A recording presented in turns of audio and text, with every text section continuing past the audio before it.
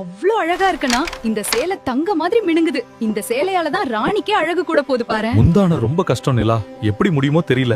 சோம்பலோட சந்தேகப்பட்டுக்கிட்டே செய்யாதனா. இவ்ளோ செய்ய முடியற உன்னால அதையும் செய்ய முடியும். போய் படுத்துறாத, ஒழுங்கா உட்கார்ந்து செய். புடவை எங்கடா? இன்னும் முடிக்கல, நாளைக்கு தரேன் குட்டுவனா. என்னது நாளைக்கா? இன்னும் முடிக்கலையாடா? அடப்பாவி, நல்ல வாய்ப்பை இப்படி விட்டுட்டியே.